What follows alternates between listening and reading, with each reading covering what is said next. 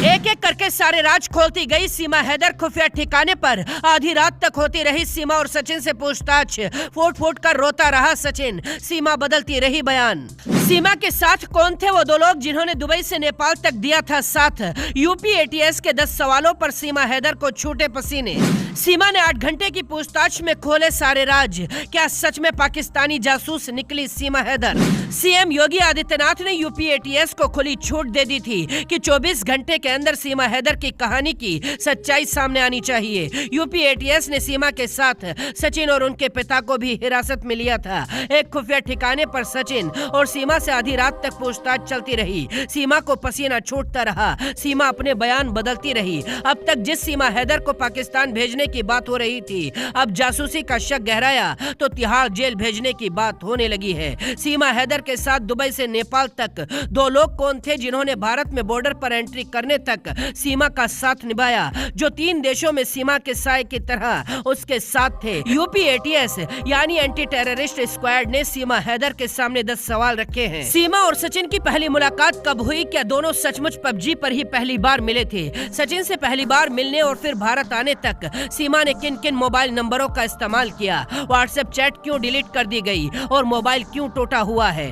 पाकिस्तान में सीमा ने अपना जो घर बेचा उसका क्या सबूत है? कराची से दुबई और दुबई से नेपाल तक के सफर अकेले कैसे तय कर लिया? नेपाल के कौन से होटल में दोनों रुके हुए थे? वहां किस किस से मुलाकात हुई? पाकिस्तान में रहने के दौरान क्या सीमा किसी पाक एजेंसी के संपर्क में थी? पाकिस्तान के खिलाफ भारत आते ही जहर उगलना क्यों शुरू कर दिया? प्यार सीमा को था तो फिर चारों बच्चों को साथ लेकर भारत क्यों आई? बच्चों को पाकिस्तान भी छोड़कर आ सकती थी, उनकी जिंदगी पर अकेले फैसला क्यों किया? अच्छी हिंदी बोलना, तकनीकी जानकारी कहां से हुई? मोबाइल और पबजी गेम की मास्टर कैसे बन गई? सीमा हैदर अपनी उम्र क्यों छिपा रही है? पासपोर्ट में 27 साल उम्र है, जबकि सीमा हैदर के पति गुलाम हैदर ने बताया है कि उसकी उम्र 35 साल से ज्यादा है। कहा जा रहा है कि दुबई और नेपाल में सीमा की 2 लोगों ने मदद की थी। भारत के बॉर्डर पर इन 2 लोगों ने सीमा का साथ निभाया था। अब सवाल यह है, अगर सीमा जासूस नहीं है तो ये दोनों लोग कौन थे? सीमा ने कभी इनका नाम क्यों नहीं लिया? अब यूपी एटीएस जांच के लिए नेपाल से लेकर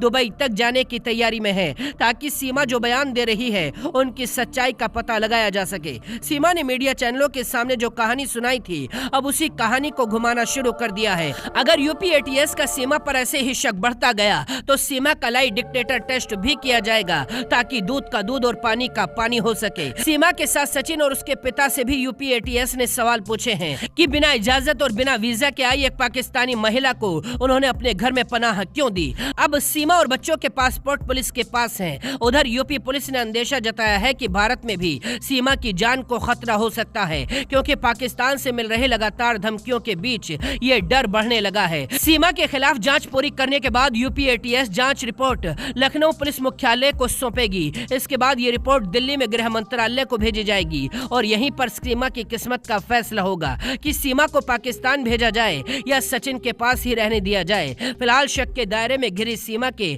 पाकिस्तान या फिर जेल जाने की उम्मीद सबसे ज्यादा है। ब्यूरो रिपोर्ट, गदर टीवी।